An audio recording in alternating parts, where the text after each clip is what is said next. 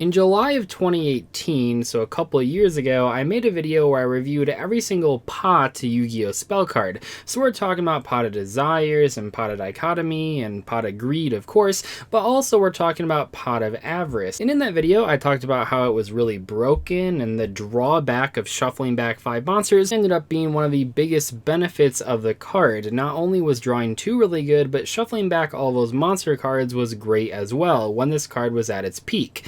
And then a year later, which is now a year ago in May of 2019, I made an entire video dedicated to why Pot of Avarice is banned and why it probably will never come back. But then on the January 2020 ban list, Pot of Avarice went to 1 copy per deck.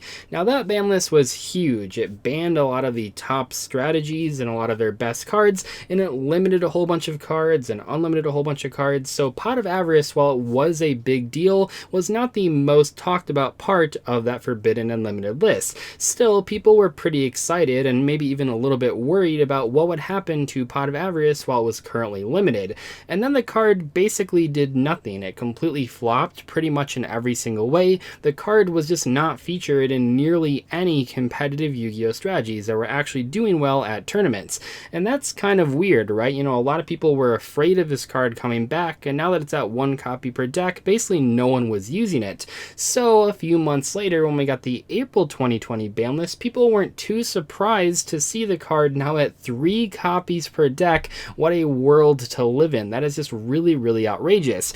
And yet, the card still isn't seeing that much competitive success. Pot of Avarice, a card that draws 2, has no hard once per turn, and the only drawback actually shuffles back cards that you probably want to recycle anyway. This card that has so many good things going for it is at 3 copies per deck, and almost no one is using it. When Pot of Avarice was first released, the shuffling back of 5 monsters was a huge drawback. It was almost impossible to do that on the first or second turn because you just didn't have a lot of ways to get that many monsters in the graveyard so early on in the game.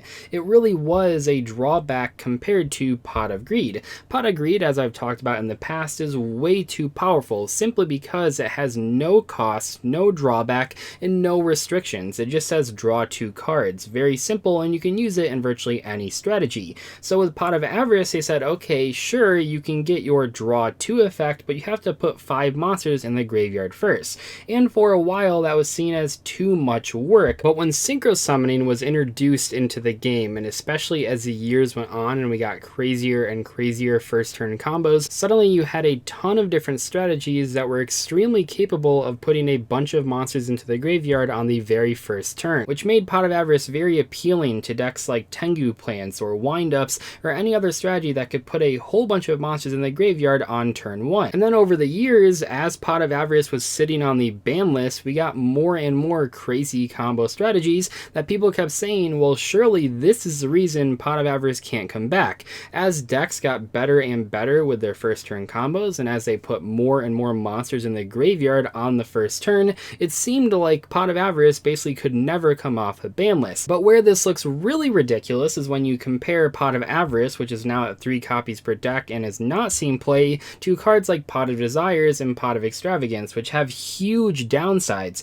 In the case of Pot of Desires, it's a hard once per turn, which means if you draw multiples, you can't use them, unlike drawing multiples of Pot of Avarice. And also, you have to banish the top 10 cards of your deck face down to draw those 2 cards. To draw 2 cards off of Pot of Extravagance, you have to banish 6 cards randomly from your extra deck face down. It also has to be the very first thing that you do in main phase 1, and also you can't draw any more cards for the rest of the turn, so 3 huge downsides.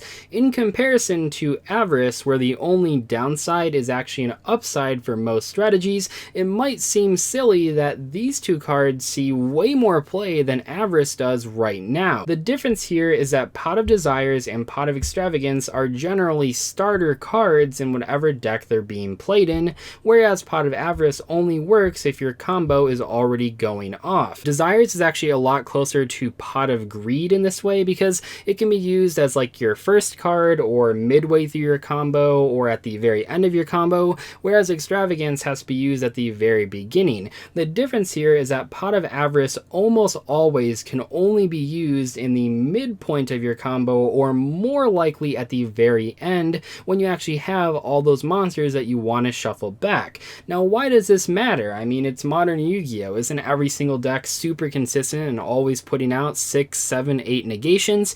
Well, no, not really, because while decks certainly are more consistent in 2020 than they were 3, 4, 5 years ago, they aren't always going to combo off, and especially when your opponent has interruptions like hand traps, you want to make sure all of the cards in your hand, or as many as possible, are starter cards to actually get your plays going. Because while cards like Pot of Avarice are very good for recycling all of your combo pieces after the combo happened, if it's in your hand on turn 1 and your initial play gets stopped and now you have no follow-up, you're just going to be sitting with a dead Pot of Avarice that you literally can't use. And by the way, this has very little to do with Yu-Gi-Oh!, especially modern Yu-Gi-Oh! Being a turn 1 focused game. I know a lot of players, especially those that actually haven't played in a while, think that every single Yu-Gi-Oh! Duel in 2020 is won or lost on the very first turn, but a lot of the times, even right now, that actually isn't true. We've seen players, spend a lot of time studying their combos and learning all of the possible play patterns on the very first turn, but then they suffer at tournaments because they only learned how to do their first turn board. They didn't actually spend time learning, well, what do I do on turn 2 or turn 3 or turn 4 or turn 5, or what do I do going second against my opponent's field? The important part here is that to make it to turn 2, 3, 4, 5, whatever, you actually need to do something on turn 1. Now, that something doesn't have to be a 5 or 6 negation board. That's not what I'm saying, but there has to be something out there. Otherwise, your opponent can just do whatever they want because you have no interruptions. In other words, when you build a deck and when you play at a tournament, you want to make sure you're building your deck as consistent as possible. You want it to actually do something on turn 1. And Pot of Avarice, for most strategies, isn't the card that helps you get there. It's a card that only works when you're already comboing off. There are cards in this game, and Pot of Avarice might currently fall under this category, but there are cards that people refer to as win more cards, which might sound kind of weird, right? Don't you want to win more? I mean, that's what people want, right? You want to go to a tournament and win as many games as possible. But a win more card is not a card that helps you win. It is a card that helps you win even more when you're already winning. Sorry if that sounds confusing, but basically there are cards in this game that are only good when you're already ahead, and right now for a lot of strategies, Pot of Avarice falls under that category. So while Pot of Avarice isn't a bad card per se, it might not be the best choice for every single player in every single situation. But hold on a second, because while Pot of Avarice might not be seeing a ton of use right now in the top strategies, that's not to say it's not seeing any play at all, because it actually is seeing some play in some more rogue decks. The first deck that I think of when I think about Pot of Avarice in modern Yu-Gi-Oh! Has to be the Zodiac archetype. Zodiacs are a deck that used to be the best deck of several formats. Like, they were the most played cards for almost an entire year, and then they lost several cards to the ban list because they were way too overpowered.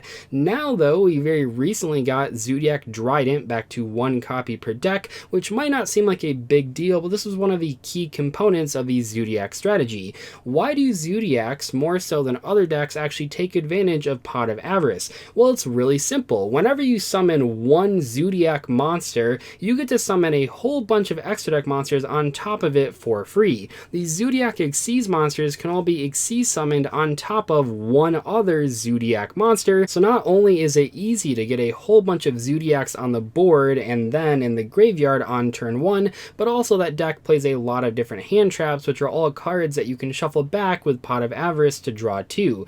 In Zodiacs, Pot of Avarice is one of the best cards to have, not only on turn 1, but just as a top deck later on in the game.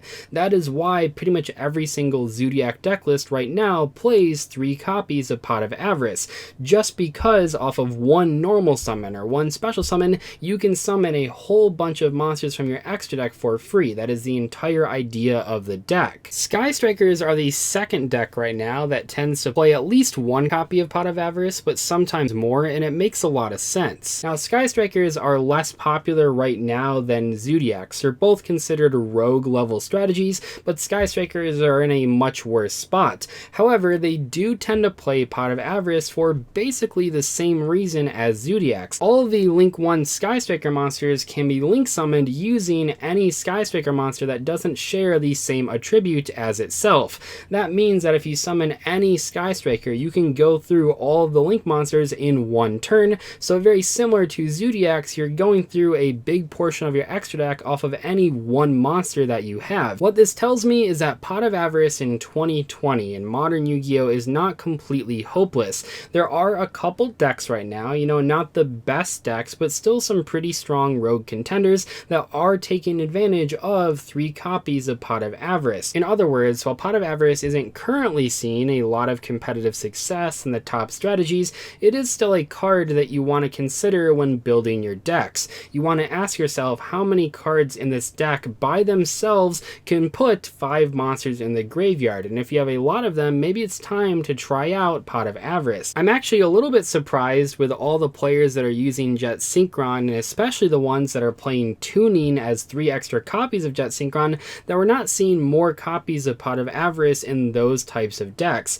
One Jet Synchron puts a whole bunch of monsters in your graveyard, very similar to Zodiacs or Skyscrapers, so it's a little weird to me at least that more people that are playing Jet Synchron and Tuning in their decks aren't actually trying out Pot of Avarice. Maybe there's not enough deck space or something along those lines, but to me it seems like Pot of Avarice might be a good option for those types of combo strategies.